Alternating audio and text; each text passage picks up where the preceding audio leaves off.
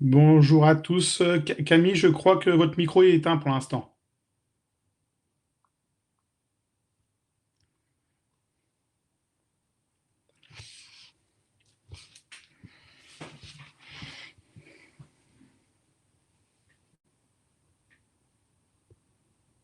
Donc on va démarrer. Bonjour à tous. On va démarrer dans une petite dizaine de minutes, le temps que tout le monde arrive. Donc Camille, il faut déverrouiller votre micro de votre côté pour que ça fonctionne.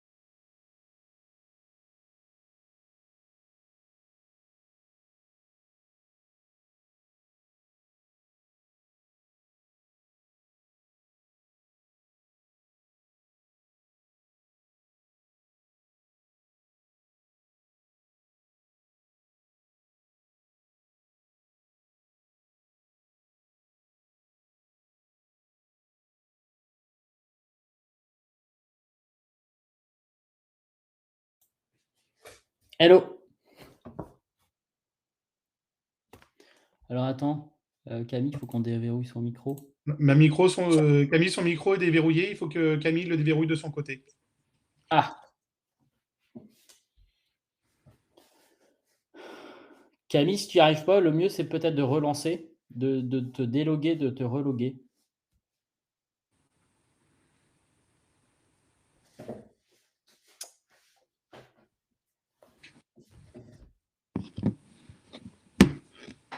On n'entend pas Camille.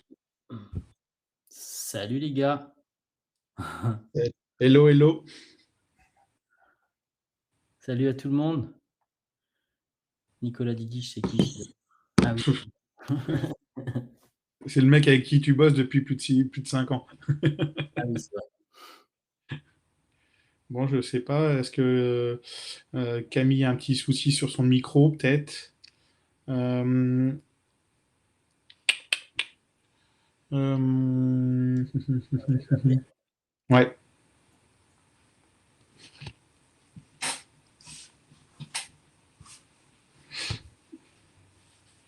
Bonjour Greg, bonjour Kamel,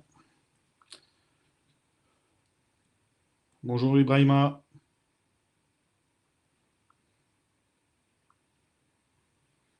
Bonjour à tous.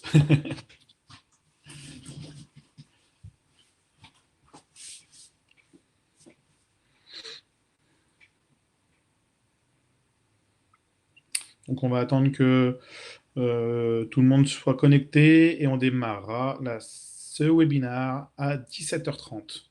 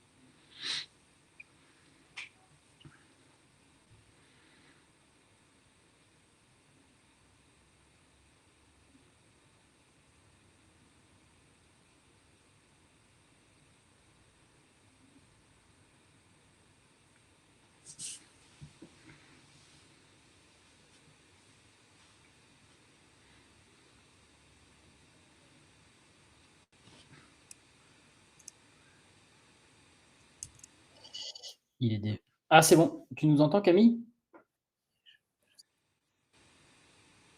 Alors là, Camille, elle vient de recouper son micro. Ouais. Bonjour. Bonjour à tous. Super, ça Nickel. fonctionne. Vous nous entendez bien? Ça y est, ça y est. Ah. Top. Ça fait toujours ça la première fois. Moi, ça me le refait à chaque fois. Bon.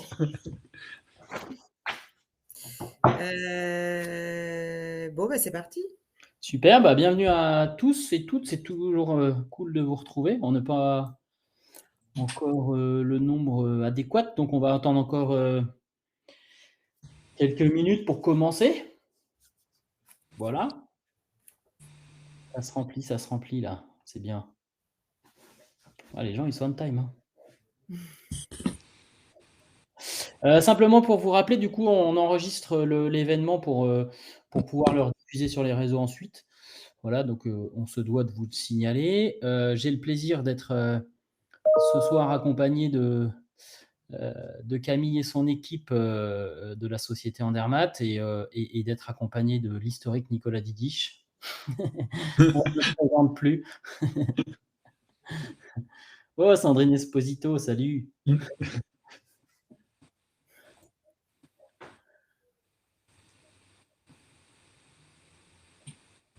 Mais en tout cas, ça fait super plaisir de vous retrouver, c'est cool.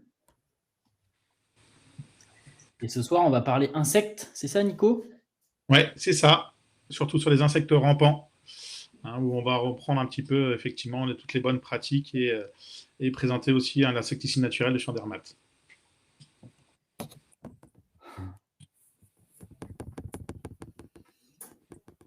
Salut la team, les copains. Ah, elle a fait la formation moustique, c'était bien Sandrine, ouais? Ouais, écoute, ça a l'air, il n'y avait pas de raison. Ouais, mais la confiance n'exclut pas le contrôle, Tout à Nicolas. fait. Hein. Salut à tous, c'est cool de vous retrouver. Ça fait plaisir. Oui, pour ceux qui n'ont pas forcément été au courant, on a fait le choix avec l'équipe d'EasyPest de vous mettre à disposition un outil qui s'appelle maintenant France Dératiseur. C'est quoi la vocation de cet outil? C'est pouvoir permettre aux petites entreprises de prestations 3D d'avoir un peu de la visibilité. Donc ça, c'est un site dont on travaille la visibilité auprès des particuliers. On fait pas mal de promotion de ce site auprès des particuliers.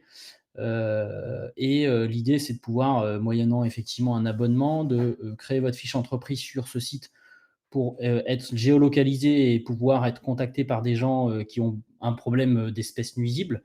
Je vous refilerai quelques chiffres tout à l'heure sur les espèces nuisibles.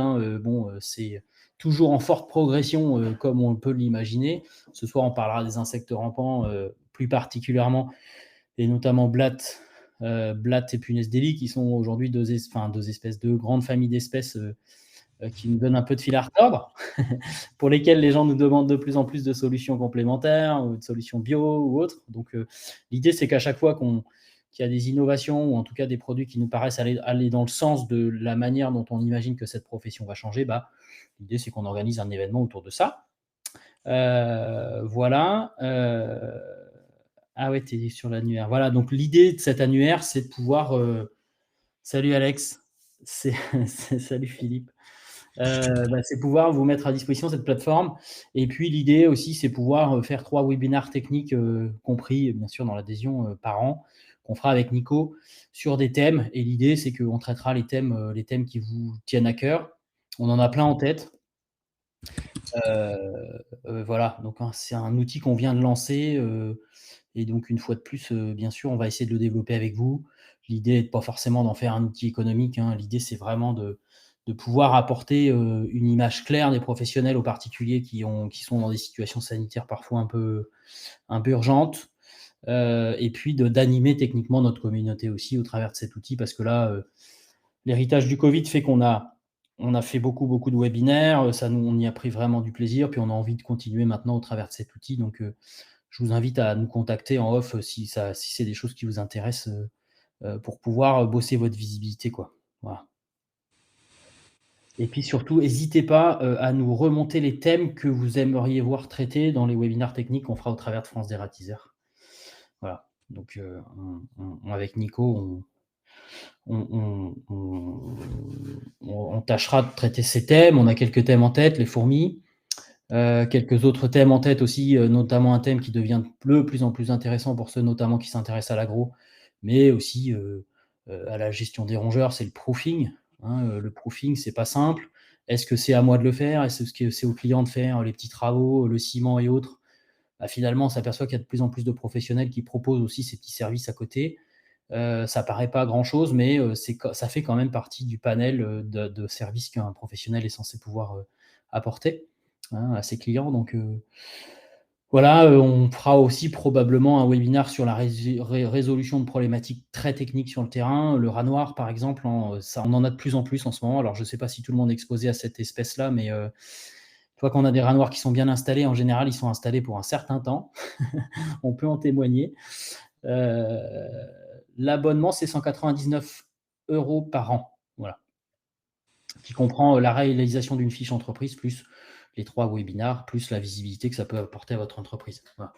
Ouais, alors la fourmi Tapinoma, effectivement, Alex, notamment Tapinoma magnum, qui est la fourmi qui se dissémine beaucoup, notamment en Corse en ce moment, mais ça y est, il y en a un peu partout. Il y en a à Saumur, notamment, j'ai entendu ça l'autre jour. Problématique de Tapinoma magnum, c'est qu'on ne sait pas quand on parle d'une population ou d'une colonie, on ne sait pas quelle taille ça fait, en règle générale. Donc, c'est polygyne, donc vous avez plusieurs reines un peu partout. Et la difficulté, c'est qu'on traite malheureusement trop localement par rapport à la taille des colonies, donc on a du mal à s'en défaire. Il y a même, je m'entretenais la semaine dernière avec un pote qui a un camping en Corse. Potentiellement, il y a plein de campings qui cette année ne vont pas ouvrir à cause de Tapinoma magnum. Donc oui, c'est un gros impact, au même titre que la chenille processionnaire sur l'impact sur le tourisme aujourd'hui. On a des gros impacts de ces espèces-là. Donc l'idée, c'est qu'on fasse remonter les thèmes et puis on les bosse. Et puis on se fait 1 heure et demie de webinar ensemble 3 fois par an sur des thèmes qui vont servir aux adhérents de cette plateforme, quoi. Voilà. Donc ouais, en fait, Saumur, effectivement, Saumur, ça y est. Alors, comment elle est arrivée? On pense qu'elle a été transportée, malheureusement, comme beaucoup d'espèces envahissantes sur lesquelles on bosse. Mais une fois que c'est installé, pareil, je ne sais pas si vous avez vu les dernières news sur le moustique tigre qui sont relativement inquiétantes. J'ai eu des échanges notamment avec un mec qui bosse à l'Institut Pasteur sur ce sujet. Donc, c'est bien 71 départements qui sont passés en alerte rouge en France sur le moustique tigre. Je vous rappelle simplement qu'il est arrivé en France en 2004, donc vous voyez la progression.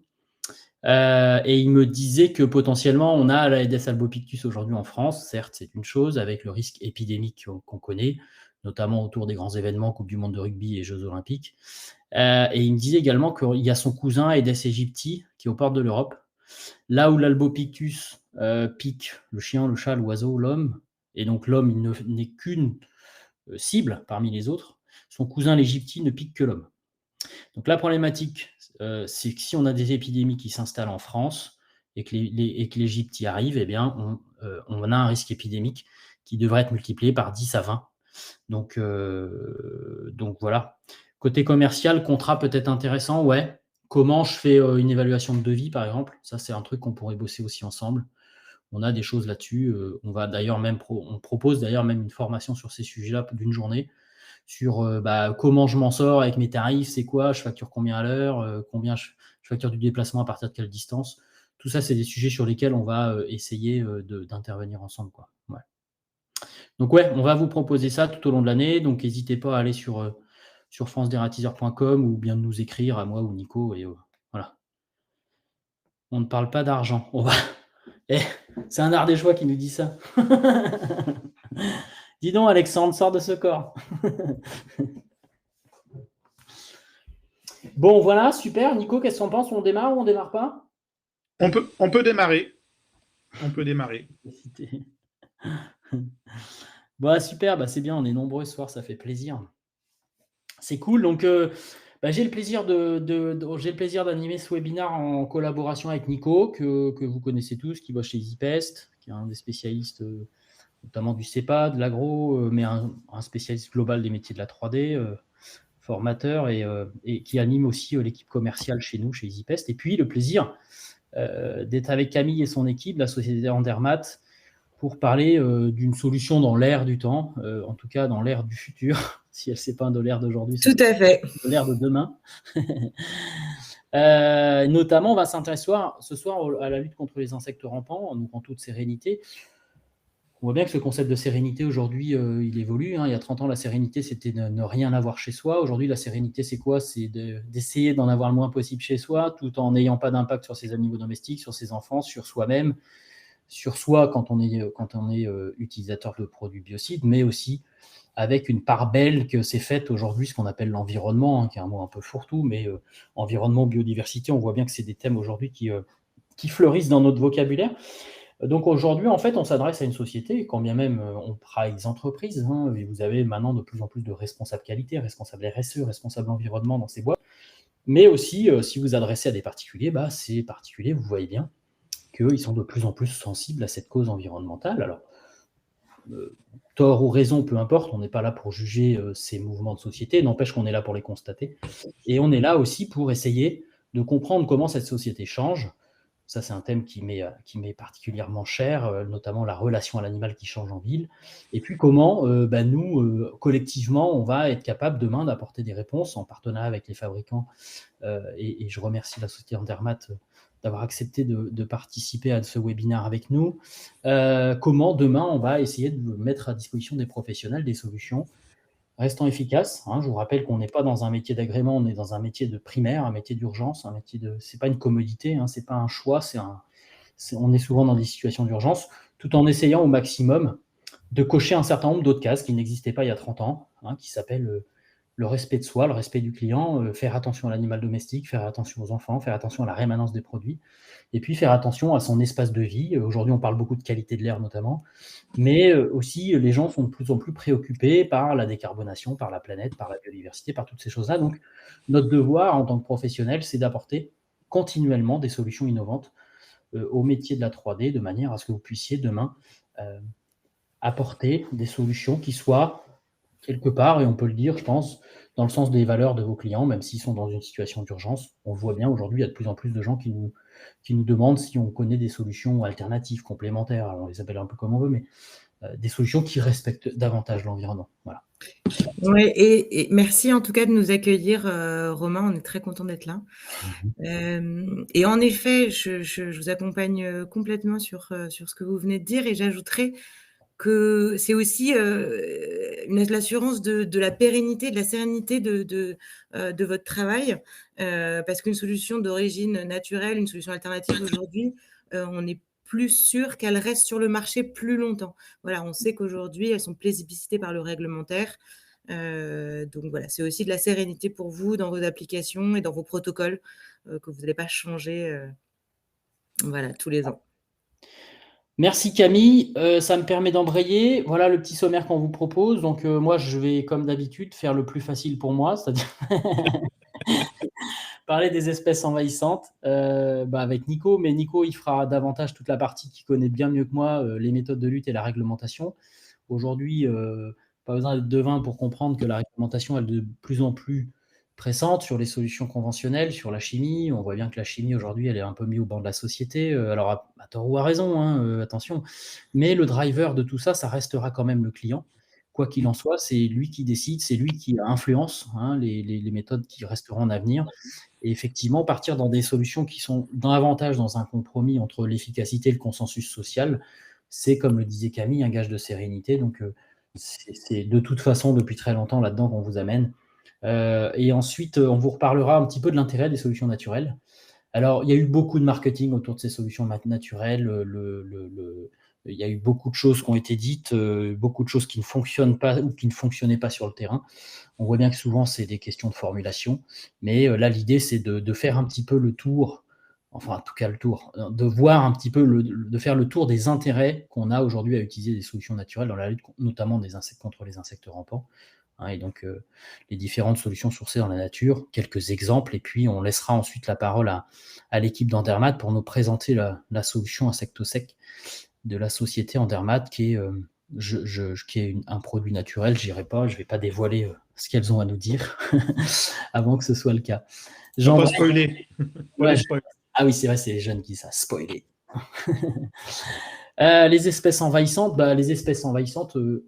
je rappelle la définition. Alors, on voit beaucoup ces termes fleurir aujourd'hui, envahissantes, invasives, espèces nuisibles. Alors, on voit bien qu'aujourd'hui, le mot nuisible pose un problème à la société. Les gens aiment de moins en moins qu'on appelle ça des nuisibles. Qui vous êtes pour parler d'une espèce nuisible? Non, nous, on parle d'espèces envahissantes. Pourquoi? Parce qu'envahissant, ça renvoie tout de suite, techniquement, à une caractéristique d'espèce qui est prédisposée à pouvoir supplanter les autres dans un écosystème, ou en tout cas à pouvoir, quel que soit l'écosystème dans lequel ça arrive, à pouvoir se développer à partir du moment où il y a de la nourriture et la capacité à se reproduire. Hein. Donc, ces espèces locales ou importées, là, on a un bel exemple de Cimex lectularius, qui est notre punaise des lits. Globalement, une punaise des lits, aujourd'hui, elle est à Paris, demain, elle est à New York. Elle se déplace avec nous. Donc, clairement, c'est des espèces qui voyagent simplement avec nos propres moyens de transport, hein, donc une capacité à s'imposer dans un écosystème. Ça, c'est important. Et derrière, il y a des caractères génétiques de ces espèces qui leur permettent ça. Et notamment, c'est ce qu'on appelle des espèces qui sont très fortement réparatrices de leurs erreurs génétiques. Hein. Vous voyez le frelon asiatique, vous voyez la punaise des lits, vous voyez les rongeurs. Une population de rongeurs que vous allez constituer à partir de quelques individus, une population de punaises des lits que vous allez constituer à partir de quelques individus. La population de frelons asiatiques, qui, je vous le rappelle, est arrivée en 2004 en France, dans le Lot-et-Garonne. Et bien aujourd'hui, on a plus de 50 départements concernés par le frelon asiatique, fondés par une ou deux fondatrices initiales. Ça veut dire que c'est des espèces qui ont une forte capacité à réparer leurs erreurs génétiques liées à la reproduction par l'entre-soi. Donc, c'est des espèces qui se reproduisent entre elles, donc avec des liens de parenté très forts entre les individus qui se reproduisent.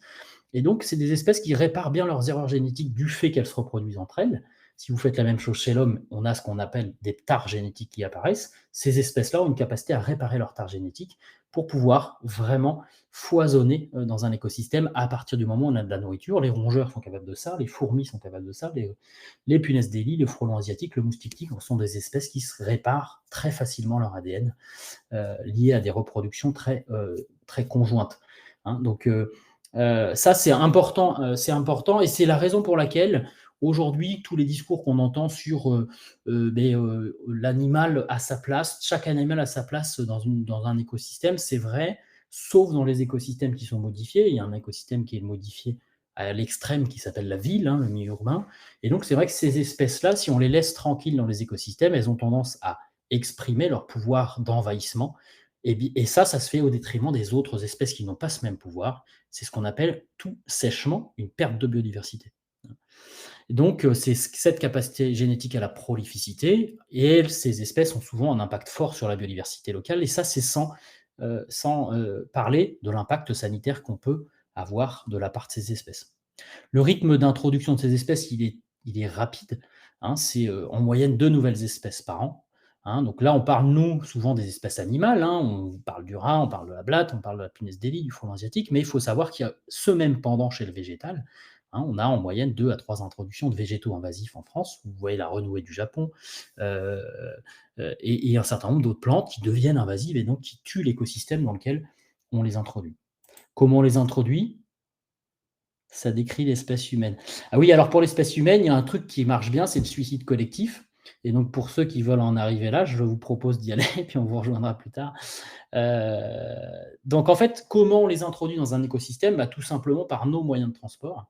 Donc vous voyez la carte d'en haut, c'est une journée de trafic aérien. Donc vous imaginez bien qu'en fait, ces bestioles, elles voyagent très très facilement. Hein, et c'est bien là, dans notre métier, quand on fait du diagnostic, c'est un axe qu'on oublie trop facilement, c'est-à-dire la livraison de ces espèces, la livraison des blattes, la livraison des souris dans les supermarchés. On voit souvent les professionnels se poser la question de comment ces rongeurs et ces insectes peuvent rentrer de l'extérieur. Rarement on se pose la question, en tout cas malheureusement, on se pose rarement la question de comment elles peuvent arriver avec les fournisseurs. Et alors la renouille du Japon, je l'ai appris aujourd'hui, c'est une espèce fourragère, hein, en Asie du Sud-Est. C'est une espèce qui servait à nourrir les moutons et les chèvres en Asie du Sud-Est. Et donc il y a un vrai moyen qui est en train de se mettre en place en France qui s'appelle le pâturage de ces espèces-là. Même chose pour le transport maritime, même s'il est plus lent, il va d'un côté de la planète à l'autre. Et donc l'impact de ces espèces, enfin en tout cas la distribution de ces espèces, elle est automatiquement mondiale. L'impact sur la biodiversité est fort, puisque vous voyez que l'impact des introductions biologiques, hein, ce qu'on appelle biological introductions, c'est la deuxième cause d'impact économique. Donc là, on parle de 1300 milliards de dollars d'impact économique par an. Hein, c'est la deuxième cause d'impact économique après les tornades. Hein, donc, Personne à contacter pour France Direct Teaser. Bah, Nico, tu réponds? Donc voilà, deuxième cause d'impact économique après les ouragans et après je dirais tous les événements naturels. Hein. Voilà, donc en fait, on arrive aujourd'hui à mettre des chiffres dessus. L'impact de ces espèces-là sur la biodiversité, il est clair. Hein. Donc on a un impact sur la biodiversité. C'est quoi la biodiversité? C'est sur un espace donné, le nombre d'espèces. Donc il faut qu'on ait un maximum de nombre d'espèces et un maximum de nombre d'individus pour chacune des espèces. Donc c'est la diversité biologique qu'on va observer à un endroit donné, qui se définit par le nombre d'espèces et le nombre d'individus par espèce. Et dès qu'on en met une qui a tendance à supplanter les autres, on imagine bien qu'on a un impact négatif sur la biodiversité. C'est le cas notamment des insectes rampants dont on va discuter ce soir. Notre métier, j'aime bien le rappeler parce que mince, quoi, on en parle souvent négativement. Les médias nous tapent régulièrement dessus. Il faut en parler avec des termes nobles. Notre métier consiste à réguler des espèces invasives. On régule, on n'est pas là pour éradiquer, donc on n'est pas là pour faire ça par plaisir. Pour éviter l'impact de ces espèces-là sur la santé, sur l'économie, sur l'image de vos clients et sur la biodiversité. Je crois que ce mot biodiversité, il ne faut pas l'oublier, c'est un mot qui est quand même relativement très important. La France, ça c'est 5 années de sondages qui ont été faites sur les particuliers. 62% des gens ont été confrontés au moins à une espèce envahissante chez eux ces 5 dernières années. C'est 30,8 millions de Français. Après, à se dire qu'on a un recul des espèces envahissantes, voilà, hein, vous avez la réponse en chiffres. Non, les espèces envahissantes ne reculent pas. Et elles ont même plutôt tendance à accélérer dans leur colonisation du territoire. Ça, c'est les chiffres qui montrent qu'effectivement, toutes les espèces, prises une par une, sont en forte progression depuis 3% jusqu'à 14%, hein, chenilles processionnaires. Et puis, on verra avec les chiffres qui ont été publiés par la CS3D, on a une augmentation forte. Ces dernières années, on a une accélération, un emballement du système. Vous voyez que les opérations d'ératisation ont été de plus 35% en 2022 par rapport à 2021. Les punaises de lit ne sont pas en reste, hein, plus 12%.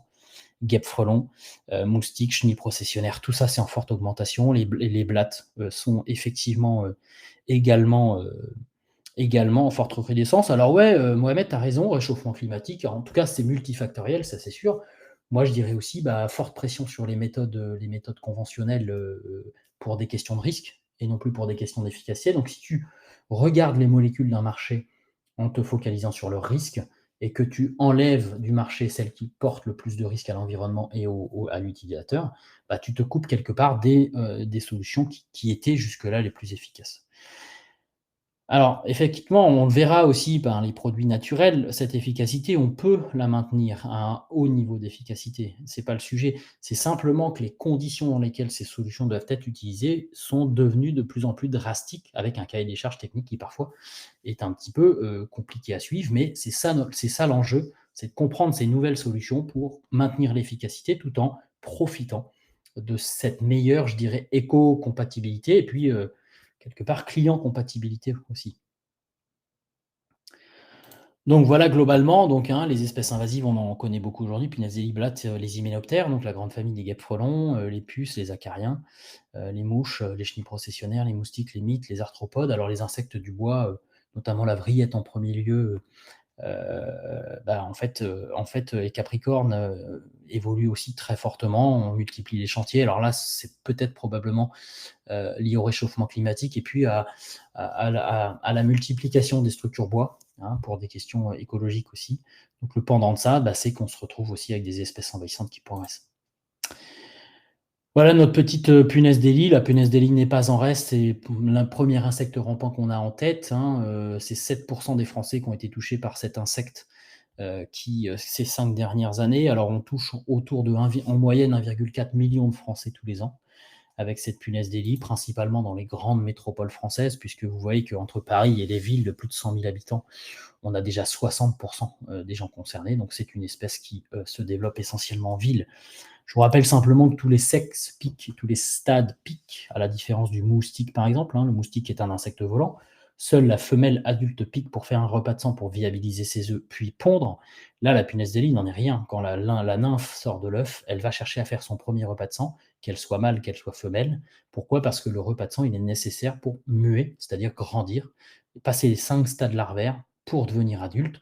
Ce cycle prend aux environs théoriquement de 70 jours. Et donc, ça veut dire que Tant qu'il y a du sang, il y a de l'espoir. Alors, je sais pas, j'avais la vidéo de la petite nymphe là qui se nourrit. Bon voilà, c'est assez marrant. Sinon, cette vidéo qu'on a fait chez EasyPest, vous pourrez la retrouver sur notre réseau social Influence Pest Control. C'est une nymphe de punaise qui fait un repas de sang et simplement qui vous montre qu'elle a la capacité d'agrandir son abdomen de plus de 5 fois en termes de volume pour pouvoir absorber son repas de sang qui va durer 10-12 minutes.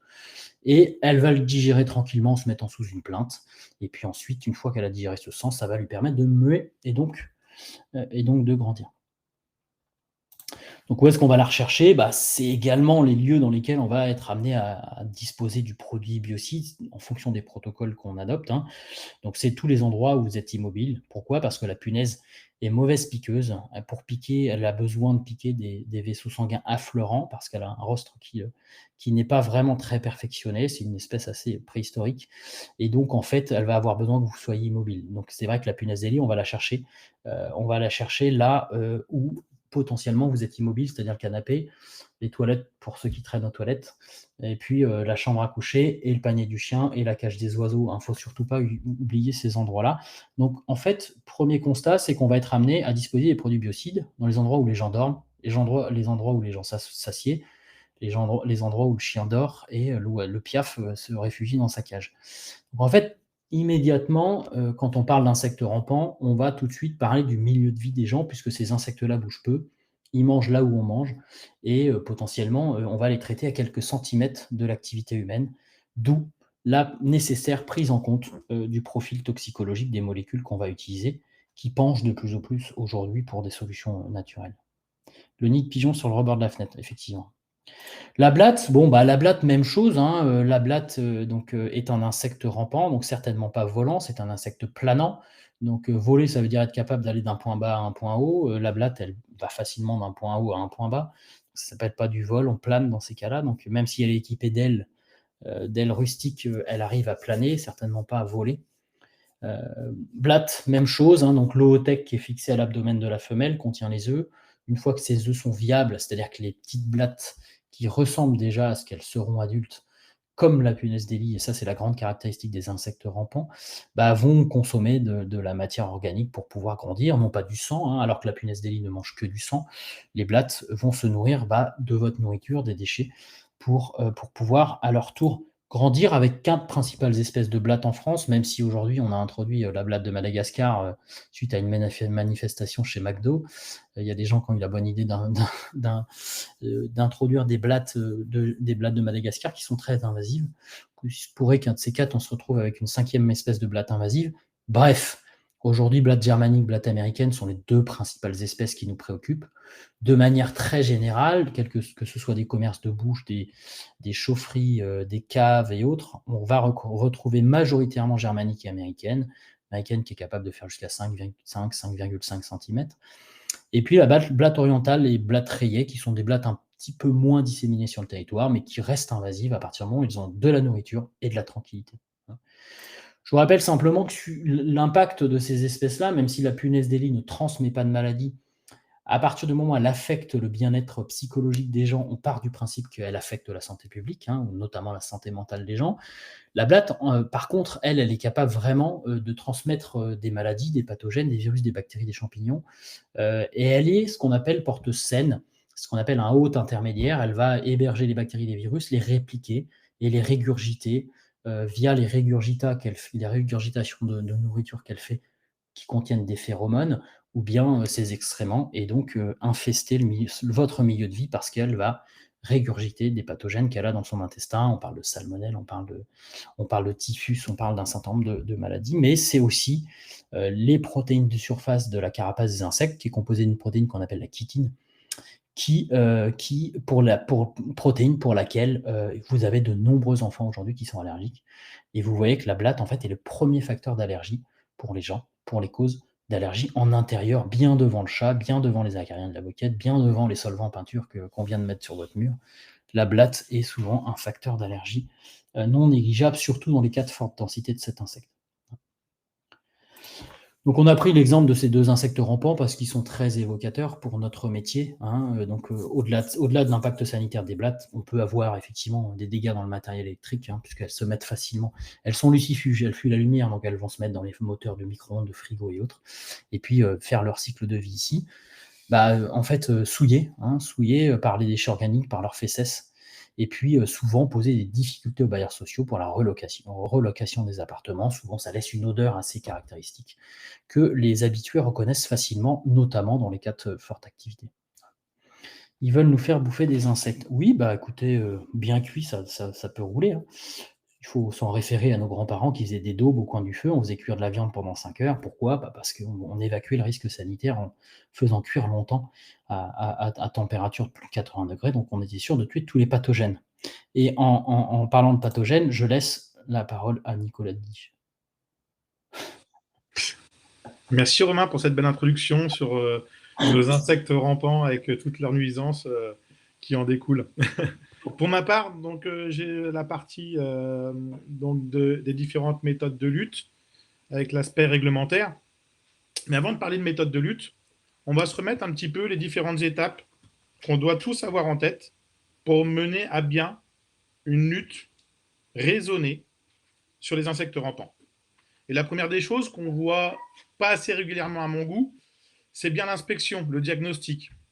Je peux vous dire que pour toutes les personnes qui viennent avec nous au quotidien, on leur fait bien comprendre qu'aujourd'hui, un bon diagnostic, une bonne inspection, ça va être aussi un gain de temps par la suite pour le traitement qui va venir juste après cette notion de diagnostic. Donc, dans le diagnostic, on va pouvoir repérer donc la source, les espèces cibles, en tout cas, qu'on va avoir à faire. Parce qu'aujourd'hui, vraiment, l'objectif qu'on va avoir en tête, c'est être en mode sniper, fini de balancer le bazooka, à mettre des produits dans tous les sens pour tout tuer. On est là pour tuer une cible qui va nous poser problème. C'est vraiment, aujourd'hui, ce qu'on doit avoir en tête, c'est cette lutte raisonnée. Le bon produit au bon moment, sur la bonne quantité, pour la bonne espèce. On n'est vraiment pas là pour tout tuer, on est vraiment là pour réguler des populations sans nuire à des espèces qui ne sont pas cibles. Donc pour ça, l'inspection de diagnostic, c'est primordial.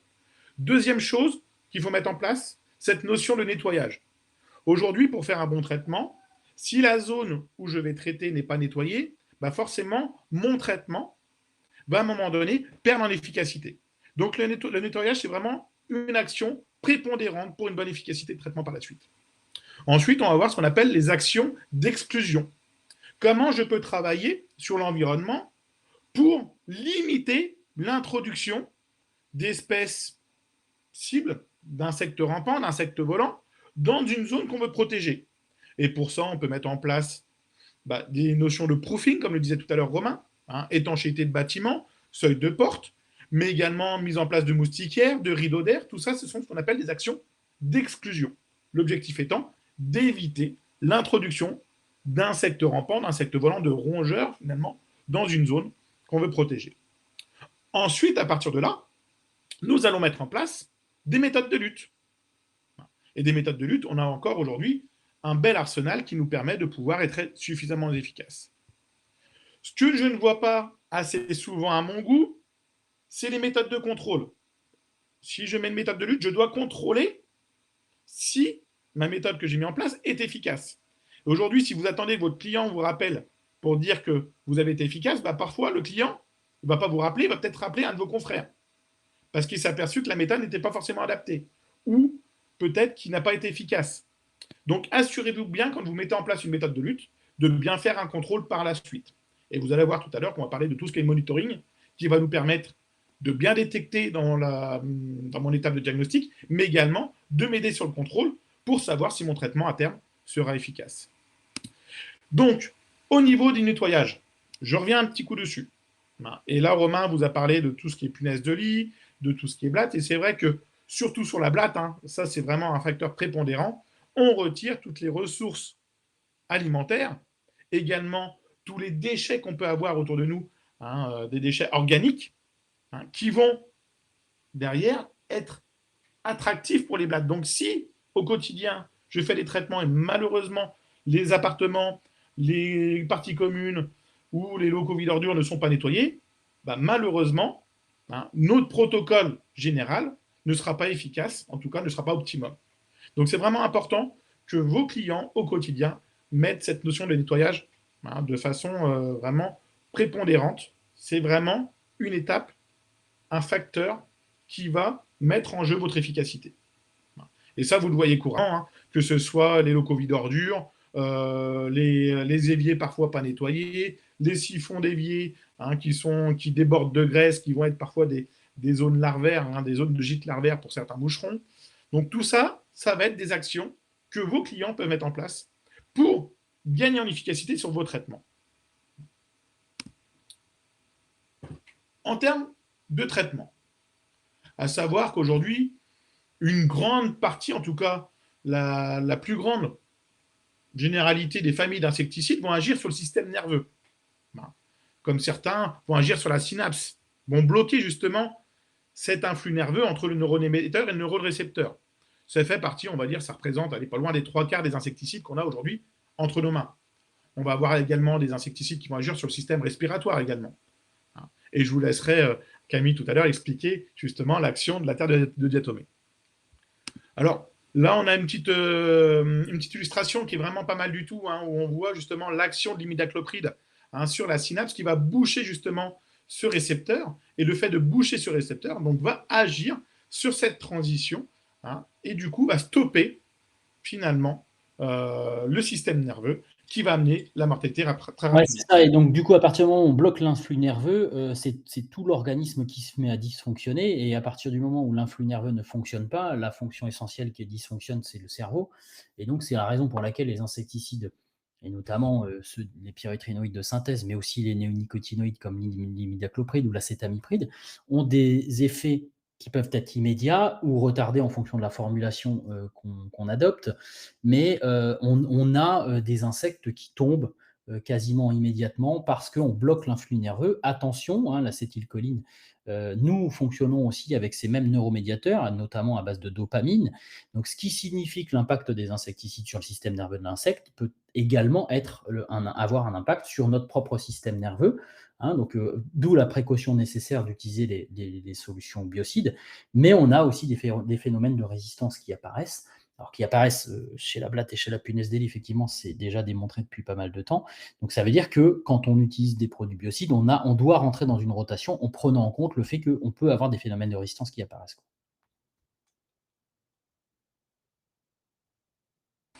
Merci Romain. Ensuite, on a parlé donc de la grande partie des insecticides qui sont les pyréthrinoïdes de synthèse, donc qui agissent sur le système nerveux. Ensuite, on va parler des différentes méthodes d'application. Et sur les méthodes d'application, pareil, au quotidien, je peux vous dire qu'on ne voit pas forcément la bonne méthode pour le bon insecte. Quand on parle de pulvérisation, on va parler de traitement de surface. Traitement de surface, on va vouloir toucher un insecte qui va être une surface. Ensuite, on va parler de traitement de volume, avec tout ce qui est nébulisation, atomisation, thermonébulisation. Et je peux vous dire qu'au quotidien, je vois régulièrement des mises en place de nébulisation, de thermonébulisation pour agir sur les insectes rampants qu'on pourrait avoir tout simplement par une pulvérisation ou même par l'usage d'un aérosol. Là, on est typiquement dans ce que j'appelle la lutte raisonnée, c'est-à-dire utiliser le bon produit au bon moment, à la bonne quantité, avec la bonne application. Aujourd'hui, ça sert à quoi généralement de mettre un insecticide dans un volume, alors que je vois finalement ma petite grappe de blatte au coin du mur que je pourrais avoir tout simplement en pulvérisation en ayant justement la bonne quantité spécifique pour traiter finalement ma cible que je vais avoir déjà à l'œil nu. C'est vrai que je vois que c'est des choses qui font réagir parce que c'est des choses qu'on nous on dit au quotidien. Je ne suis pas contre le traitement de volume sur les insectes rampants. Je mets juste une petite nuance, à savoir que si je peux faire un traitement de surface sur l'insecte rampant, allez-y. Bien sûr que si vous n'avez pas accès à l'espèce, à l'insecte, par la pulvérisation, bien sûr qu'on va pouvoir utiliser des méthodes comme la nébulisation, comme la thermonébulisation, si besoin. Mais dans un premier temps, bien agir par pulvérisation, traitement de surface pour les insectes rampants. Et ensuite, si vous avez des insectes volants, là, vous pouvez tout à fait faire tout ce qui est nébulisation, atomisation ou encore thermonébulisation.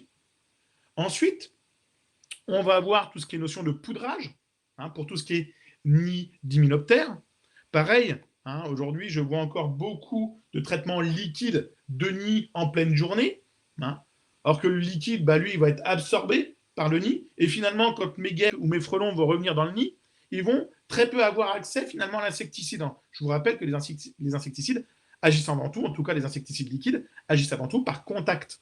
Donc si mon insecte ne rentre pas en contact avec l'insecticide, bah forcément je vais avoir une perte d'efficacité. Donc, un nid d'hymiloptère, la bonne pratique, c'est avant tout du poudrage avec une poudre sèche. Et d'ailleurs, cette notion de poudrage, je peux aussi également l'avoir pour tout ce qui est traitement dans les zones où j'ai un risque électrique.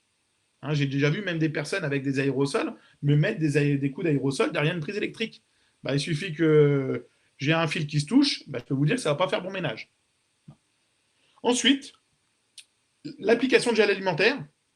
Hein, l'application de gel alimentaire, alors c'est une méthode qui existe maintenant depuis plus de 20 ans. Hein, je vais même aller, on va monter à 25 ans, puisque c'était mes tout débuts d'ailleurs dans le métier où justement ces gels insecticides sont arrivés. Je vous rappelle que ces gels insecticides, ce sont des gels ciblés. Bien regarder les cibles marquées sur l'étiquette pour voir s'ils sont efficaces sur les cibles auxquelles vous avez affaire. Et pour finir, dernière méthode aujourd'hui qui est quand même une niche dans notre métier, qui est la fumigation. Hein, la fumigation qui est du gaz, qu'on va beaucoup utiliser en industrie agroalimentaire, ou pour même tout ce qui est gazage de denrées stockées, ou également gazage de taupes, c'est des choses qui existent. Hein. Alors, c'est un produit aujourd'hui qui marche bien, qui marche sur tous les stades de développement, mais ça reste aujourd'hui un produit qui est le plus dangereux qu'on peut avoir entre nos mains. Donc, est-ce qu'aujourd'hui, en termes de lutte raisonnée, la fumigation est en adéquation? Pas forcément. Je mets bien à part toute la partie traitement des denrées stockées qui arrivent en cale de bateau ou encore en silo, où là, ce sera le seul, finalement, système pour avoir une bonne efficacité. Ouais, Nico, on a aussi le poudrage de surface inerte, hein, c'est le cas notamment de la terre de diatomée, Oui. effectivement, où là, on va faire un traitement ciblé sur les passages d'insectes. Et donc là, on va aller chercher à la fois un compromis entre une efficacité sur les insectes rampants, hein, bien sûr pas sur les insectes volants, un compromis avec de la rémanence également en fonction des endroits sur lesquels on met, et si c'est pas nettoyé, on va bénéficier d'une certaine rémanence, notamment de cette poudre de diatomée qui est une algue marine, et puis une compatibilité avec le milieu de vie des gens, pour peu que le chien ne vienne pas renifler la terre du diatomée que vous avez mis en place, quoi. Tout à fait. On gaze toujours les taupes, on gaze toujours les les tâches phyto. Toujours avoir en tête que c'est une activité très spécifique qui nécessite un agrément spécifique, l'agrément gaz, parce qu'on gaze avec du pH3, hein, donc du phosphure d'aluminium, qui génère un gaz toxique qui s'appelle la phosphine. La phosphine, ça fait partie de la famille des gaz moutardes, hein, qui ont malheureusement une sombre utilisation dans l'histoire. Donc en fait, c'est à réserver à des utilisations dans lesquelles on n'a pas d'autres méthodes à pouvoir utiliser. C'est le cas aujourd'hui en grains stockés. Parce que dans les cales de bateau, on ne sait pas désinsectiser des cales de bateau sans forcément utiliser du gaz aujourd'hui. Donc, en fait, la problématique, c'est que c'est un usage qui reste très encadré. Tout à fait. Ah, c'est aujourd'hui le produit le plus dangereux qu'on peut avoir entre nos mains. Et d'ailleurs, les accidents mortels se font très généralement sur cette typologie de produit. Alors, en méthode conventionnelle, aujourd'hui, on a donc tout ce qui est traitement par pulvérisation. Hein, donc, si je prends blatte, punaise de lit, hein, on va déjà détecter. Hein, je vous rappelle que cette notion de diagnostic de détection, c'est une étape fondamentale. Et ensuite, vu que nos insecticides classiques n'agissent pas sur les œufs, hein, ou même sur les insectes volants, sur le cocon, la chrysalide, il faut faire des applications à 15 jours, 3 semaines d'intervalle. Hein, ça, c'est un très bon standard pour tout ce qui est punaise et blatte. Hein. Et à chaque fois que je fais une application, je vais devoir mettre en place systématiquement un contrôle par piégeage. Ensuite, on a tout ce qui est gestion des aérosols. Alors, les aérosols peuvent se faire sur des traitements de surface si je les active de façon manuelle, mais également peuvent servir style en mode un peu nébulisation avec des one-shots sur des traitements de volume. Alors, comme je vous le disais tout à l'heure, hein, cette notion de one-shot, c'est vrai que c'est facile d'utilisation comme les fumigènes, hein, mais ce n'est pas forcément ce qui est le plus adapté si je vois déjà les insectes de façon visuelle. Il vaut mieux y aller directement par la surface. Mais c'est vrai que si j'ai des accès difficiles, tout ce qui est vitater, faux plafond, hein, ça fait partie des méthodes que l'on peut utiliser au quotidien. Ensuite, on va voir tout ce qui est piégeage avec du gel à l'intérieur avec des substances actives, pour tout ce qui est traitement de fourmis, ce qu'on voit très régulièrement. Et on a nos traitements gel, aujourd'hui, gel fourmi, gel blatte, qui sont essentiellement des gels donc appétants. Ça, c'est important. Donc, ils vont attirer. Ça, c'est aussi des choses qu'on voit très souvent. Je mets mon gel, ça va attirer la blatte du voisin. Non, ça ne va pas non plus attirer les blattes qu'il y a chez le voisin. Il y a quand même un spectre d'action qui n'est pas vitamidarium, qui est sur quelques mètres carrés. Pour quelques petites références, on est sur quelques gouttelettes au mètre carré pour avoir une bonne efficacité sur les blattes ou sur les fourmis. Donc aujourd'hui, le gel a vraiment changé depuis ces 20 dernières années nos solutions de traitement. Voilà. Alors Frédéric me dit 15 jours, 3 semaines sur les punaises de lit. 15 jours, on est vraiment bien, ça évite qu'on tombe sur le stade où elle va repiquer.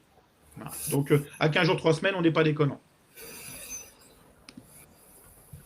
En termes de méthodes complémentaires, on va voir, donc Romain vous en a parlé de tout ce qui est méthode verte, entre guillemets, tout ce qui est pyréthrine naturelle à base d'essence de chrysanthème. On va voir tout ce qui est bacille. On va voir le BTI, le bacille de Thuringe israelensis pour tout ce qui est gîte larvaire de moustique. On va voir le BTK également pour tout ce qui est processus du pain. Également celle du chêne ou la pyrale du buis. Et on a le dernier arrivé avec le géraniol, qui est une huile essentielle, qui est classée en TP18, TP19, qui va agir par étouffement et hydratation de la chitine. Donc, où on va avoir une efficacité sur les œufs. À partir de là, on va avoir donc nos méthodes complémentaires qui vont nous permettre de pouvoir faire un bon diagnostic et contrôler notre travail, notre efficacité. Et pour cela, on va voir donc tout ce qui est piège à blatte, avec des phéromones d'agrégation. On va voir également des pièges à phéromones sexuels pour tout ce qui est papillons, ou encore des chéromones, des odeurs olfactives spécifiques pour les insectes des produits stockés. Donc tout ça, ce sont des outils qui vont vous permettre aujourd'hui de pouvoir détecter le type d'insecte, mais aussi de pouvoir contrôler si votre travail est efficace. Un outil que beaucoup connaissent et qui est pour moi un des très bons outils également pour tout ce qui est insectes volants, ce sont les DUIV, les destructeurs électriques d'insectes volants. Donc pour petit rappel, il y a une réglementation qui est arrivée sur l'interdiction des usages de tubes UV. Cette interdiction va arriver d'ici 2027. Donc vous avez encore jusqu'à 2027 pour utiliser les tubes UV. À partir de 2027, vous n'aurez plus accès aux tubes UV. Donc ces DUV, vous pouvez vous en servir effectivement pour réduire une population sur place, mais également pour détecter quel est le type d'insecte volant que vous avez pour pouvoir adapter votre méthode de traitement par la suite. Bien sûr, ça j'insiste bien à chaque fois que vous faites un traitement blatte, que ce soit par pulvérisation, traitement gel, j'insiste bien sur le fait de bien mettre des pièges par la suite à chaque traitement, ou même avant traitement.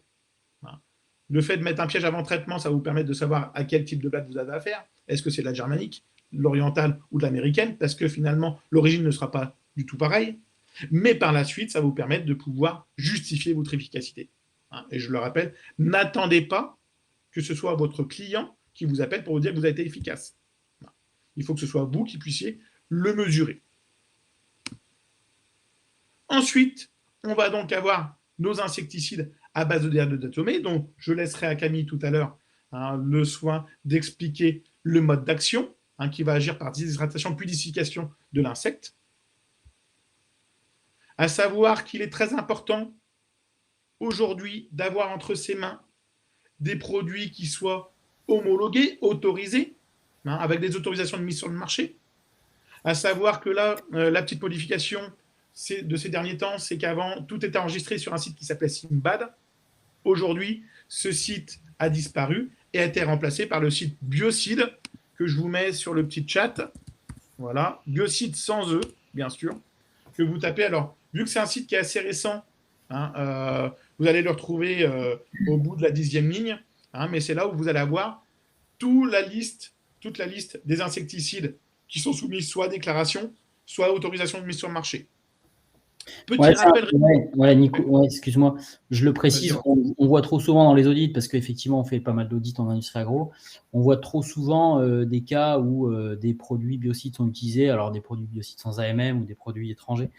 On vous rappelle simplement un petit point sur la réglementation. À partir du moment où vous êtes professionnel, vous utilisez des produits biocides professionnels, et un produit biocide professionnel, c'est un produit homologué. Donc un produit homologué, c'est quoi? C'est un produit qui a une AMM qu'à une AMM, effectivement, parce que c'est un produit qui a été étudié, qui a été autorisé sur le sol français. Hein, et on voit notamment aujourd'hui, je dévoile pas le secret, mais on voit aussi aujourd'hui beaucoup de terres de diatomée qui ne sont pas homologuées en France, et qui revendiquent d'être insecticides TP18. Donc ça veut dire que trop longtemps, ces terres de diatomée ont été utilisées dans l'élevage comme asséchant de litière pour se soustraire à la réglementation biocide TP18 insecticide. Aujourd'hui, ce temps-là, il est révolu, c'est fini.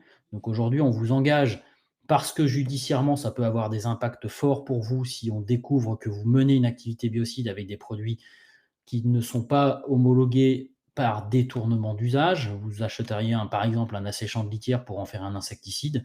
Ça marche jusqu'au jour où il y a un audit, ou jusqu'au jour où vous avez un problème chez un client et qu'il y a des gens comme nous, experts, dont des experts judiciaires, qui se pointent et qui découvrent ça. Là, vous n'êtes pas récupérable. Donc, en fait, pour gagner quelques centimes, ça ne sert à rien de jouer l'enjeu de votre société. Aujourd'hui, il faut utiliser des produits homologués. Alors, petit rappel sur les homologations. Aujourd'hui, une homologation, ça permet d'encadrer donc toutes les propriétés dangereuses des produits, d'avoir une preuve d'efficacité du produit, mais également d'avoir une harmonisation au niveau européen. Et je finirai là-dessus avant de redonner la main à Romain, juste pour vous redonner un petit peu le mécanisme d'homologation d'un produit. Aujourd'hui, l'évaluation se fait au niveau de la molécule active, se fait au niveau de l'Europe. À savoir qu'aujourd'hui, l'Europe a beaucoup de retard sur l'évaluation des insecticides aujourd'hui. On sait que les rodenticides, c'est passé, il n'y a pas de souci. On a vu ce que ça a fait. Aujourd'hui, il y a beaucoup de retard sur l'évaluation des substances actives insecticides.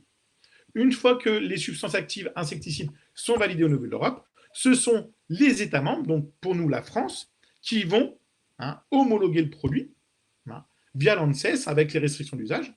Et là, au moins, on sait que le produit a eu tout le circuit. Donc ça, c'est vraiment important qu'on vous rappelle en tout cas ce mécanisme d'homologation de produits, que ce soit pour les raticides ou pour les insecticides. Ok, merci Nico pour ce tour d'horizon des différentes méthodes d'application. Rapidement, une slide sur les intérêts aujourd'hui des solutions qu'on appelle, nous, éco-compatibles et client-compatibles. C'est quoi ? Les solutions naturelles, on voit bien qu'aujourd'hui, elles sont en forte progression. Si on regarde ce qui se passe en agriculture, les solutions conventionnelles sont en croissance de 2 à 5% et les solutions naturelles sont en croissance de 30 à 40%, ce qu'on appelle les biosolutions. Bon, clairement, l'agriculture nous emboîte le pas et donc notre marché va effectivement suivre ces grandes tendances et s'orienter vers des solutions. Alors, naturelles, il y a beaucoup de choses qu'on met derrière naturelles, mais au moins des solutions davantage éco-compatibles et davantage client-compatibles. Ça veut dire que dans le choix du produit qu'on va faire aujourd'hui, on va y mettre ses valeurs et on va y mettre son opinion et ses ressentis et son émotion. De plus en plus, on le voit bien. Donc, les solutions naturelles, elles sont en fort développement. Pourquoi ? Parce qu'on a eu un vrai regain d'efficacité des solutions naturelles grâce au travail sur la formulation. On a eu des vraies performances, des nouvelles performances techniques, des augmentations de performances techniques de produits liées tout simplement au contexte formulatoire dans lequel on met la molécule active. Les méthodes complémentaires permettent l'efficacité aussi sur les insectes résistants. Ça permet d'introduire des nouveaux modes d'action sur des insectes, là où on peut potentiellement avoir parfois 20, 30, 40% de résistance, par exemple sur la punaise des lits, en fonction des chantiers, notamment pyréthrinoïdes de synthèse. C'est davantage en phase avec les attentes clients sur l'éco-compatibilité, ça on vous l'a rappelé, et nous on a un dogme, c'est d'être efficace à l'intérieur et d'être doux dans les rapports à l'animal plutôt à l'extérieur. Donc aujourd'hui, par exemple, l'utilisation des produits biocides très toxiques devraient, en tout cas, seront bannis pour leur utilisation en extérieur, ça c'est une certitude. Aujourd'hui, on a une vraie viabilité des solutions naturelles sur le plan économique. On a des solutions naturelles parce qu'il y a de la concurrence au niveau européen. On a des solutions naturelles qui deviennent de plus en plus accessibles sur le plan économique. On a moins de risques environnementaux et moins de risques pour l'utilisateur. On raccourcit les délais de rentrée, ça c'est une certitude. Aujourd'hui, on nous pose beaucoup de questions alors que la réponse est dans la fiche de données de sécurité. Combien de temps je dois attendre avec mon produit ? J'ai fait telle formulation, tel truc. En fait, c'est sur la fiche de données de sécurité. Pourquoi on nous pose la question ? Parce que bien souvent, on intervient par exemple sur les punaises des lits en milieu hôtelier, et l'hôtelier vous dit ouais, mais moi il faut que je reloue la chambre ce soir. Donc en fait, vous avez aussi une contrainte qui est l'activité économique de votre client autour du délai de rentrée. Et puis il y a aussi aujourd'hui un enjeu de préservation de la biodiversité et d'utiliser des produits qui sont porteurs de valeur aux yeux du système de valeur de vos clients. Voilà. Globalement, on a fait à peu près le tour avec Nicolas. Et puis, je laisse la parole à Camille et puis à son équipe pour présenter la solution homologuée de terre de diatomée. Merci beaucoup Romain, merci beaucoup Nicolas. Donc en effet, je suis Camille Thibière, je suis responsable des marchés maison, jardin et hygiène publique. Et je suis aussi avec Alexandra à côté de moi qui va vous présenter aussi InsectoSec et notamment ses modes d'action et ses tests d'efficacité. Alors, je vais d'abord commencer par vous présenter Andermatt. Je ne sais pas si, pour ceux qui ne connaissent pas encore Andermatt, en fait, nous sommes un groupe suisse et notre objectif est de vraiment développer. On a 6 centres de recherche et de proposer, du coup, au marché des solutions performantes pour remplacer les solutions issues de la chimie de synthèse. Donc des solutions d'origine naturelle dans plusieurs domaines. Le soin des cultures principalement, c'est comme ça qu'on a commencé, mais aussi la protection de la maison, du jardin et de l'hygiène publique qui est l'objet aujourd'hui de notre webinaire. Donc, on est à peu près 500 employés dans le monde à travailler autour d'un credo d'apporter une alimentation saine et un environnement sain au plus grand nombre. Donc voilà, comme je vous le disais, si on est connu depuis 1987 sur le marché du soin des cultures, aujourd'hui, voilà, et c'est une fois de plus ce pourquoi on est là ce soir, c'est qu'on est les seuls détenteurs de l'homologation pour la terre de diatomée comme insecticide en TP18. Donc, comme Romain et Nicolas vous le disaient, voilà, il y a des terres de diatomée qui sont autorisées en asséchant, mais pas en insecticide, et on est vraiment les seuls à en être détenteurs. Et donc, le produit aujourd'hui qu'on vous présente, c'est justement notre gamme d'insecticides alternatifs et homologués, InsectoSec. C'est le slide suivant. Voilà, on propose aujourd'hui la première gamme d'insecticides alternatifs et homologués. Donc, pourquoi alternatifs? Parce qu'on est 100% d'origine naturelle. L'homologation, on l'a eu, on était hyper fiers de ça en juillet 2022. Et on peut proposer du coup sur le marché aujourd'hui un insecticide d'origine naturelle et homologué, voilà, hautement efficace, on va le voir, contre les insectes rampants. Donc hautement efficace, pourquoi? Parce qu'on a 100% d'efficacité en 14 jours. Alexandra va justement vous détailler l'action par déshydratation puis dessiccation. Et parce qu'on est homologué, on a été testé, enfin le produit InsectoSec a été testé et validé en conditions vraiment réelles d'utilisation. On est une solution aussi, donc en plus d'être efficace, on est une solution qui est pérenne et qui pour vous est un gage de sérénité. On est homologué donc pour 10 ans depuis 2022. Et aussi une autre chose qu'on est vraiment voilà, très content d'avoir, c'est qu'il n'y a pas de résistance connue à ce jour sur notre insecticide. Donc, à la fois, vous, quand vous voilà, vous travaillez, vous savez que vous pouvez promettre ça à vos clients. Et puis, pour la société en général, voilà, c'est important de s'investir sur des produits sans résistance. Et enfin, le troisième avantage d'InsectoSec, c'est son origine donc naturelle. Voilà, on est 100% d'origine minérale, on est sans pictogramme ni mention de danger pour l'environnement.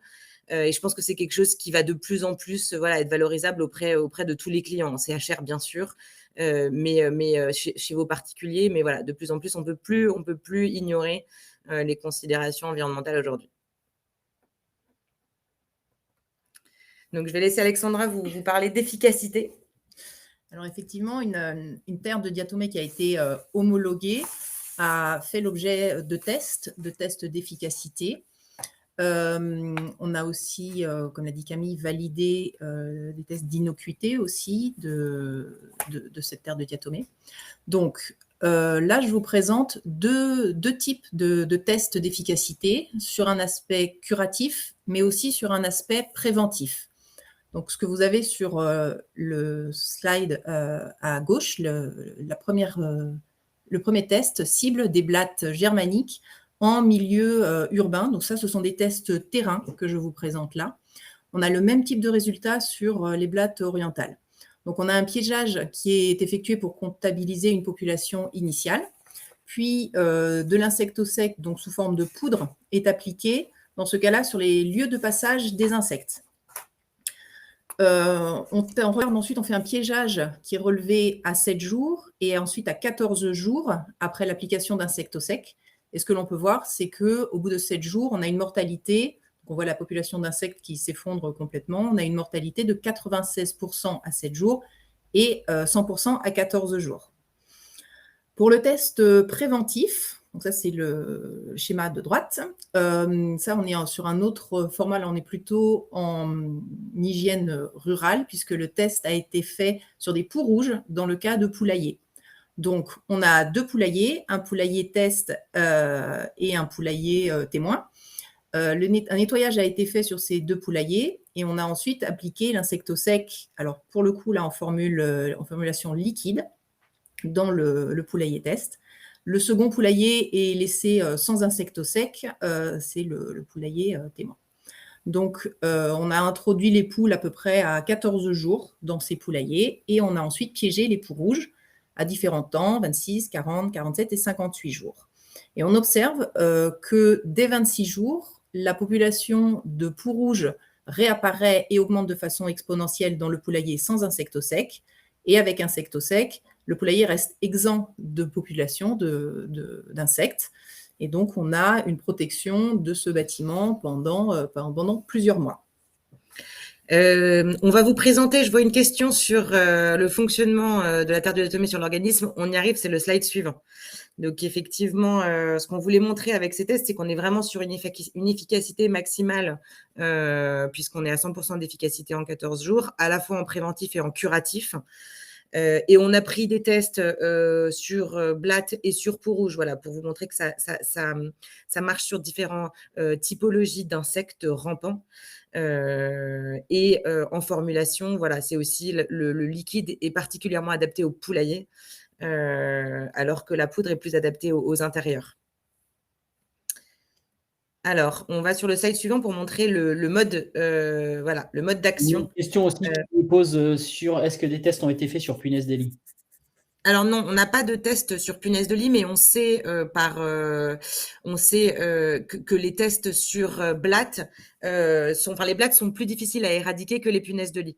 En revanche, donc on n'a pas de test dans le cadre de notre homologation. En revanche, on a déjà des partenariats très solides dans le cadre avec des sociétés de 3D spécialisées dans la punaise de lit et qui n'utilisent que notre terre de diatomée insectosec. Donc voilà, on sait empiriquement que ça fonctionne. On n'a pas de test tel que on vient de vous montrer pour vous présenter. Alors, on va continuer avec le mode d'action. Donc, c'est un mode d'action donc physique par déshydratation. Donc, au passage de l'insecte sur la poudre, la terre de diatomée se colle à la cuticule de l'insecte. Donc, la terre de diatomée, ce qu'il faut savoir, c'est que ça a de très fortes propriétés absorbantes, aussi bien des lipides que des fluides, que de l'eau. Et dans un premier temps, la terre de diatomée va absorber les lipides de la cuticule, ce qui va donc abîmer cette cuticule, mettre à nu l'épi et l'exocuticule. Et ainsi, les fluides corporels de l'insecte vont s'échapper et cela va dans un premier temps déshydrater l'insecte. Et enfin, l'insecte va mourir par dessiccation, qui est, je le rappelle, en gros une déshydratation extrême.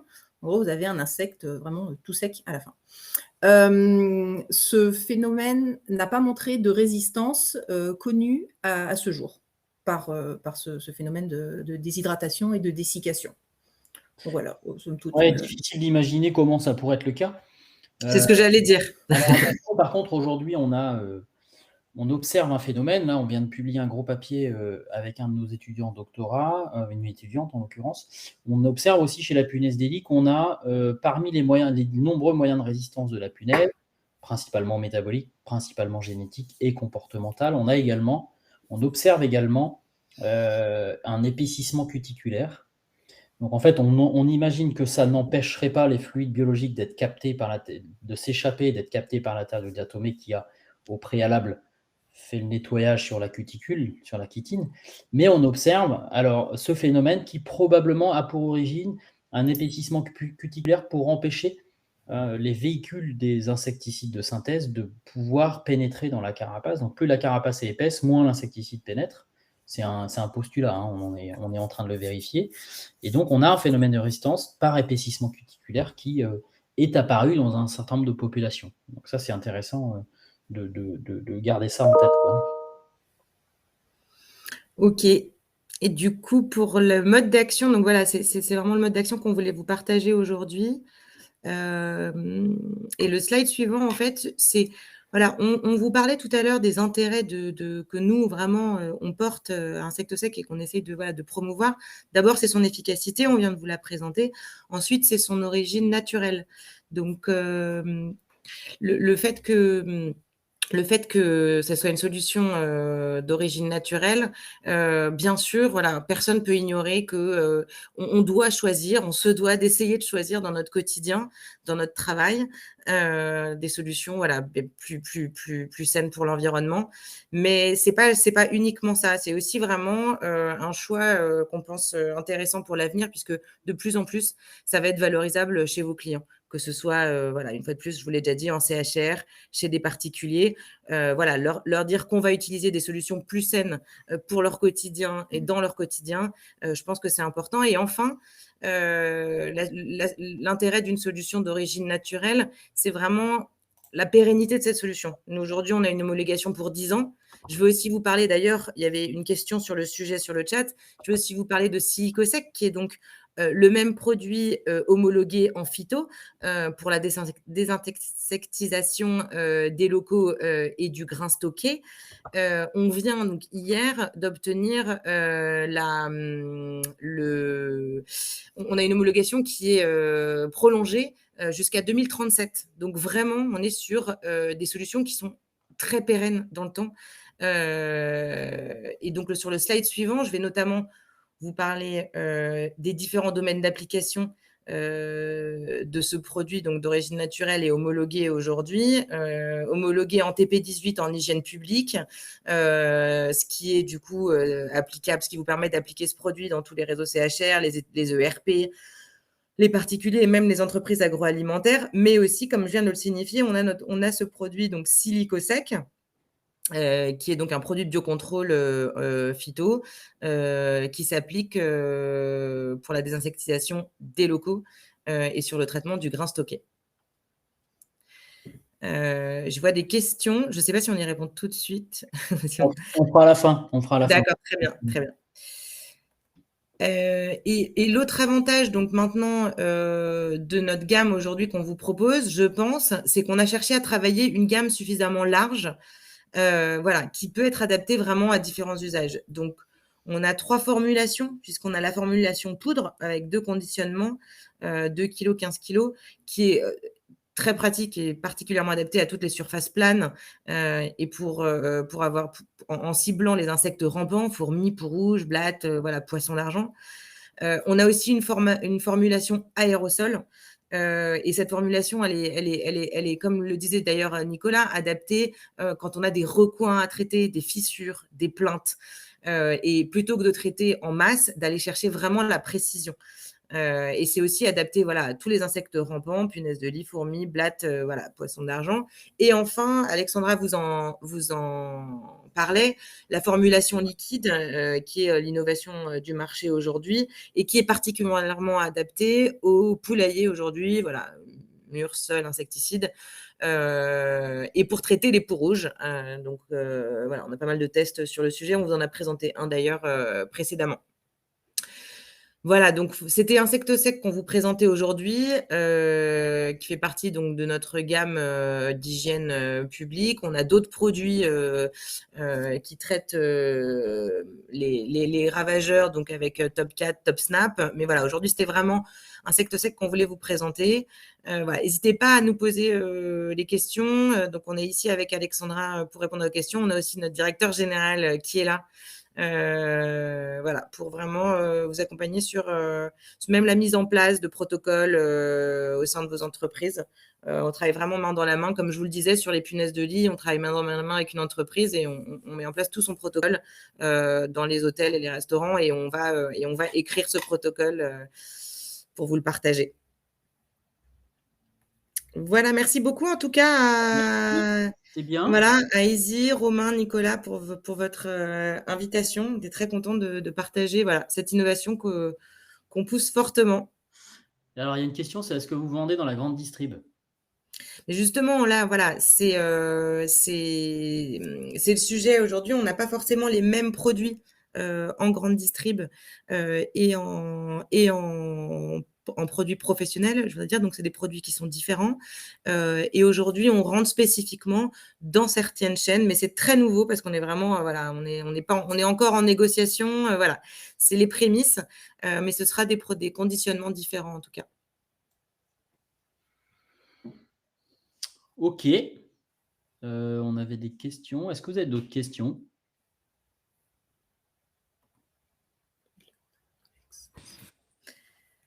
Sur le slide suivant, en tout cas, je peux, si on passe le slide suivant, voilà, on a Alexandra qui est parmi nous virtuellement, qui ne peut pas être là avec nous, mais voilà, qui peut répondre à vos questions. Je pense que n'hésitez pas à prendre son numéro de téléphone et son contact pour qu'on échange directement sur vos problématiques, qu'on vous accompagne. Nous, on est en demande de ça.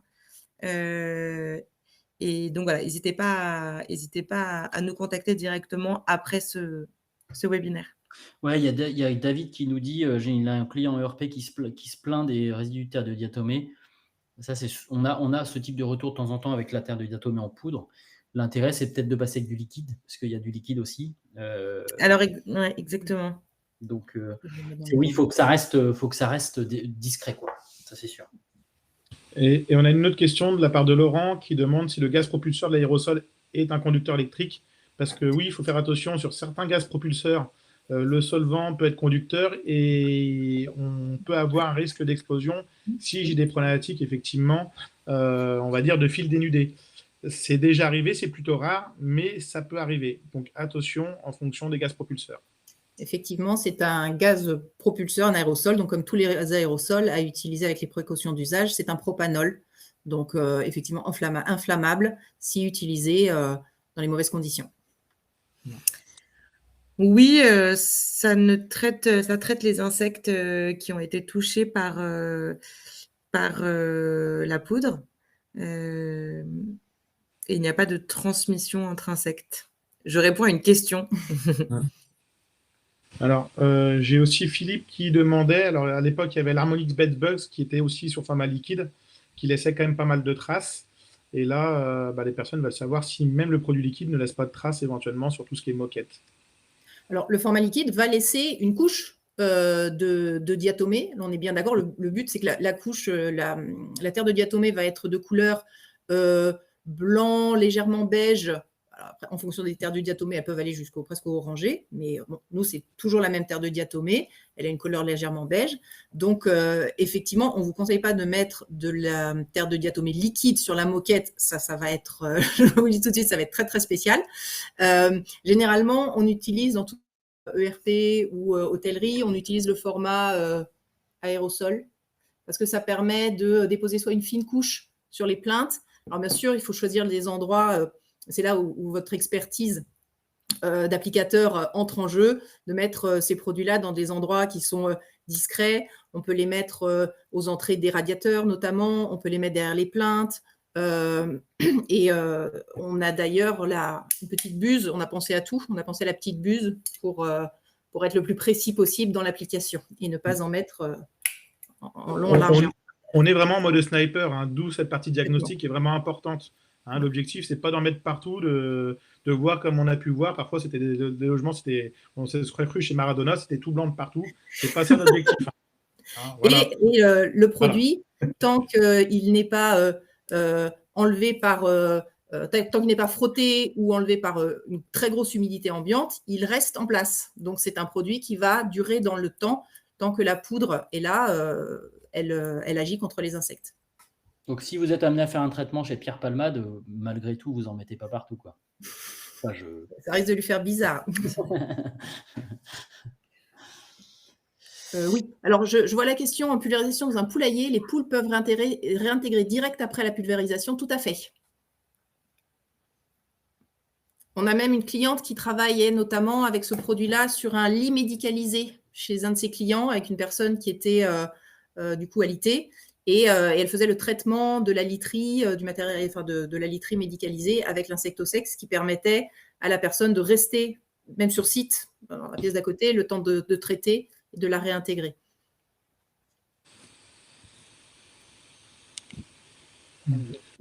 Alors nous, nos diffuseurs à ce jour ne sont pas bloqués. C'est peut-être un avantage compétitif qu'on devrait mettre en avant. Oui, parce que parfois, ça demandait de stocker ou d'appliquer les bombes la tête en bas. Non, Oui, ouais. oui. Non, par contre, c'est vrai qu'avec la version liquide, on conseille de rincer la buse après chaque utilisation. Ouais. Mais ça, c'est la version liquide, pas aérosol. Bon, ce qui est bien, c'est qu'on le conseille systématiquement pour tout insecticide. Donc, comme ça, on est D'accord. Bon, bah super. On a fait le tour des questions. Après la bombe. Ok. Ah non, pas à la poubelle. Hein. Non, ça va. Trier Ça va en DTQD, en déchets souillés. Mais ça va en DTQD, mais même si ça va en DTQD. Aérosol, bien sûr. Comment? Spécifique aérosol, quand vous avez des Spécifique aérosols. aérosol, oui, tout à fait. On suit les consignes de traitement classiques. Oui, façon de parler. Voilà. En pulvé, on enlève les filtres. Ça, j'en ai aucune idée. Ça avait été le cas pour la Harmonix notamment. Je ne sais pas quel préco on a pour pulvé et notamment la pression de pulvé. Je ne sais pas. Je sais pas non plus. Pardon, on enlève les filtres. De quel filtre? En fait, sur les pulvés, il y a des petits filtres, soit sur la buse, soit au niveau de la canule. Voilà. Comme les micro-encapsulés, on demande de les retirer pour éviter de casser les micro-encapsulés. Sur la Harmonix, on demandait de les retirer pour éviter que ça bouche la canule. Parce que le produit est assez pâteux. Donc, voilà. Alors là, j'avoue, je note la question. Ouais, on vous tiendra au courant, ouais. On fera une publication sur les réseaux pour vous tenir au courant. Oui. Là, j'avoue, oui. Merci en tout cas. Peut-être de quand la photo de Romain. Alors ça, je ne saurais pas le dire. De toute façon, il y en a toujours un pour me descendre. Je suis beau, et voilà, c'est comme ça. Soyez pas jaloux, quoi. Moi, je ne suis pas jaloux. Alors, on achète comment vos produits? On contacte Alexandra. Voilà, c'était sur le slide précédent. Voilà. Oui, t'as pas voilà. Ouais, vous avez le mail, le numéro de téléphone et on s'occupera de tout. Le code promo, on peut y réfléchir. Franck. Easy, c'est bon. Il vous faut moins 60. Non, mais merci beaucoup en tout cas, Romain et Nicolas. On était vraiment contents de présenter cette solution qui pour nous est vraiment innovante sur le marché, parce que d'origine naturelle, parce qu'homologuée, comme vous l'avez précisé. L'homologation aujourd'hui, ça devient, c'est une obligation. On peut plus passer à côté au risque d'avoir pas mal de sanctions. Donc aujourd'hui, on pense qu'on est vraiment incontournable et comme on est efficace, puisqu'on cherche toujours l'efficacité en premier, on pense vraiment pouvoir vous accompagner. Donc n'hésitez pas. On est ravis de mettre en place des protocoles spécifiques parce que chaque métier, chaque domaine a des applications spécifiques et des contraintes spécifiques. Et nous, on est ravis de travailler main dans la main avec vous. Super. Eh ben, merci beaucoup. Merci à tous. On était hyper content de vous avoir retrouvé. Puis on va vous fixer un webinar prochainement, là, je pense courant juin ou tout début juillet. On vous donnera le thème. Je ne sais pas s'il y a des thèmes particuliers, mais vous nous écrivez sur les réseaux. Si vous avez des thèmes particuliers que vous voulez qu'on traite, ce sera avec grand plaisir. Et en tout cas, je remercie Andermatt pour votre confiance. C'était cool. Ça a été sympa de monter ce webinaire avec vous. Et puis, on vous retrouve très bientôt. Et merci Alexandra et Camille pour merci à vous. Votre intervention. Merci à vous. Merci à tout le monde. À bientôt. Bonne soirée à tous. Bonne soirée à tous. Bonne soirée. Au revoir. Salut. Au revoir.